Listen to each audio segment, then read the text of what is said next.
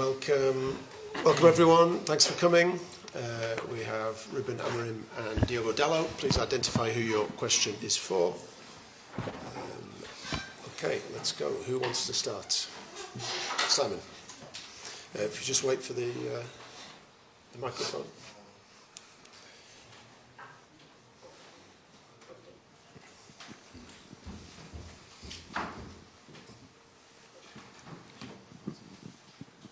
Hello.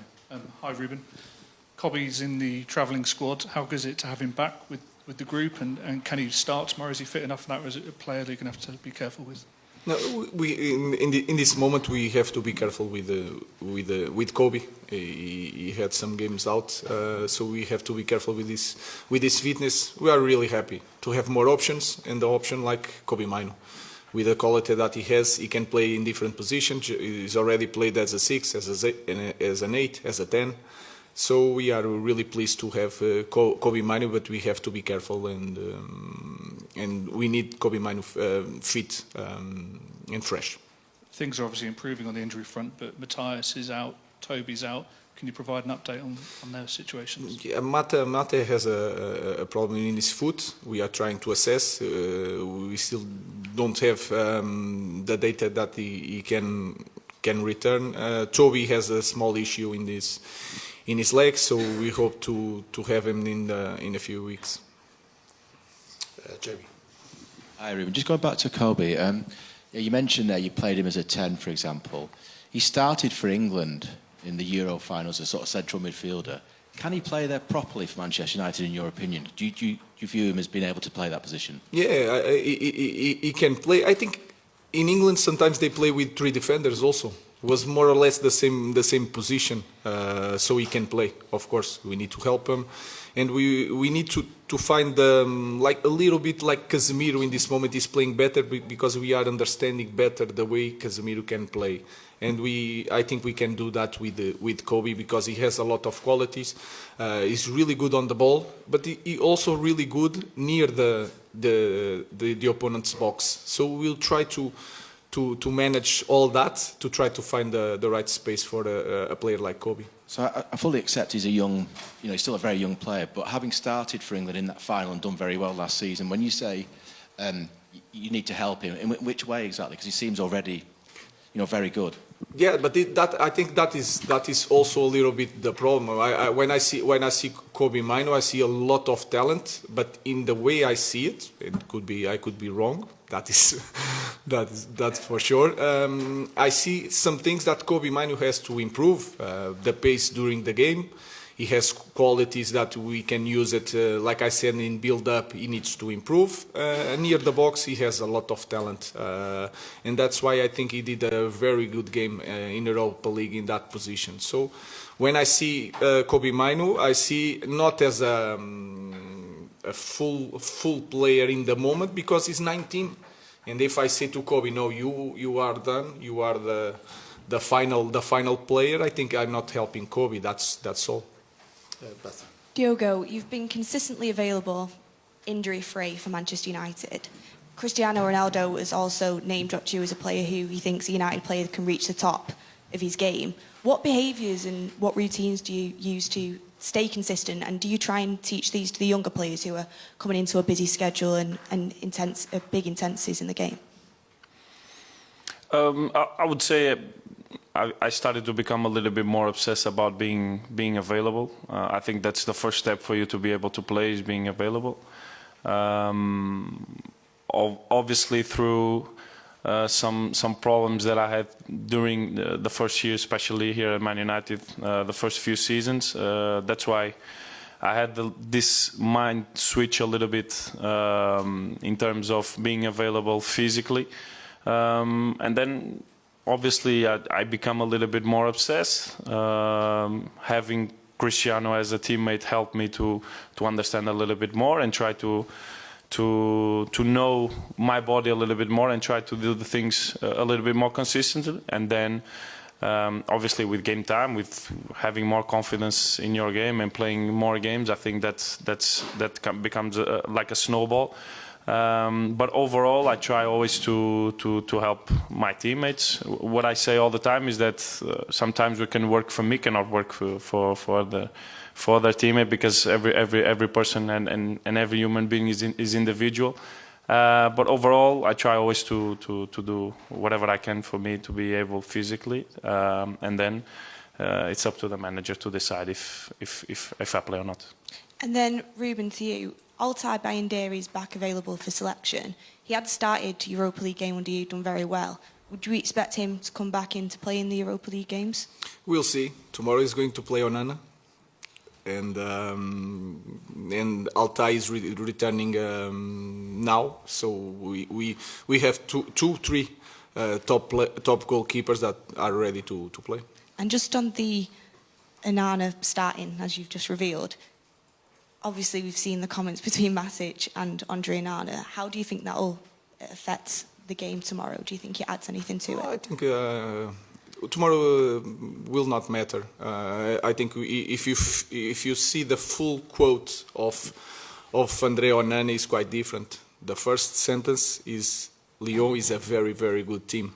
So I think sometimes the players don't listen, or the coaches don't listen the full quote, and sometimes it's just a misunderstanding. And I know Matic also. He's a great guy. So tomorrow is going to be a normal game.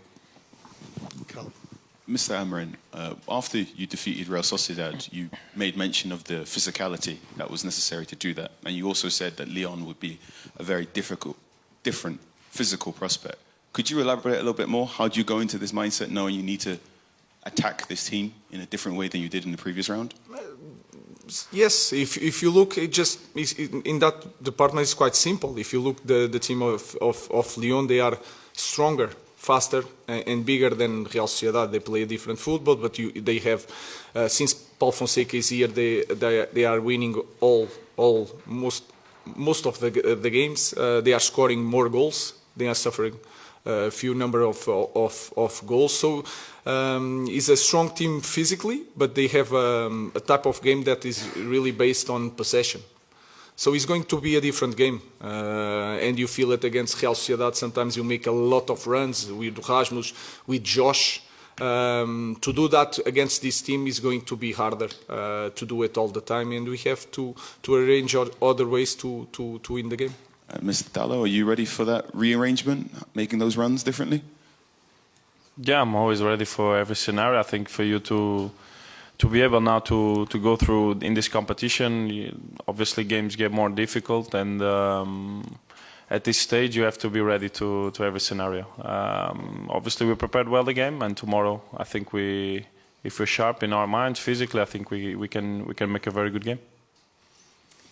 Ruben, Nemanja had some very nice quotes about you, what you were like as a teammate, and how he thinks some of your strengths then have helped you in coaching. He said you were the most optimistic guy in the dressing room, regardless of what the situation was. Have you carried that trait into coaching? That is clear. I'm always saying that we are going to win the Premier League, so you can see it that I'm really optimistic. So I think it's something that you born with that. You cannot change. You cannot fake it. You can fake it for a while, but through your life, you are who you are, and I'm like that. So I'm seeing things in the positive way. Sometimes I get a little bit frustrated, but it's a characteristic that like any other. And then with Onana and Matic, you know them both really well. Onana on Sunday, it didn't seem like he was coming from a place of disrespect. He was being optimistic. He was being quite positive because this is a huge game for United, and he was just on the front foot about it. And Nemanja's obviously read it the wrong way and reacted very harshly. How will Andre be feeling hearing comments like that? It's really hard. It's really hard to deal with that, and that is for sure. And again, if you look to all the quotes, you cannot see disrespect there. Just respect, but trying to give confidence and to show confidence in his team, especially in this year. So everybody can talk bad things about Manchester United. Sometimes our group, as a player, as a coach, as a staff, has to show some confidence in our team. So I think that's all. And again, I know really well Nemanja Matic and how good guy he is. So he hears some things by half, not the whole story. So that for me is clear in this situation. Hello, sir. I'm Noah from Ziggo Sport Netherlands. Question to the coach. Could you tell us a bit about the importance of this league for your squad, as it also might be the only possibility for United to gain European football next season? It's really important in all aspects. The first one is to win a title, especially an European title. In this season, in this context, winning something like that is massive for us, for our confidence. And then to the future, to the next season. To play Champions League in our club is completely different. The environment, the way we are going to face the summer, the budget for the summer, everything is connected with this competition. And we know that pressure, but again, it's not the biggest problem in Manchester United. And we have another strengths to get this in the right way without Champions League next year. But of course, if we are here, we will try to win. And I also wanted to ask you about the development of Joshua Zirkzee. How are you looking at that, and how is he doing? I think he's improving in all aspects. I think he needs to be more selfish, and that is a thing that when you play as a striker, he's not the typical striker, but he has to be more selfish. He's more aggressive now. He works better now. He's defending better now. He's connecting quite well. He played as a striker in some games, especially against Arsenal. He did really well, and then in some games against Real Sociedad he played more as a 10, so he can adapt in different situations. So I see it in that Josh is improving and is showing good things. Thank you. Last two, Pete, and then Rob. A question for Diogo. There's been a lot has been said about the lack of intensity in the derby on Sunday. Have you noticed a pick-up in intensity this week ahead of a crucial game, or has it been the same as it always has been? I mean, I can tell you straight away that it was a really intense game. I was on the pitch, I run a lot, and my teammates run a lot. We fought really hard to be competitive that game. I think everybody in the stadium felt that we wanted to win the game. And I think we were really competitive. I mean, everybody's entitled to their opinion. You might like the type of game that was. You might have preferred that the game was a little bit more open. But if you ask Man City players and if you ask Man United players, I'm sure that everybody was with the right approach and right intensity to win the game. But at the same time, both teams respected each other a lot in terms of knowing that a little mistake, a little detail could define the game. And we were really aware that any slight inch of the pitch that we could give to Man City, they could score a goal and they could win the game. So we were very, very compact as a team. I think it was something that we've been improving a lot. We created enough, I think, to win the game.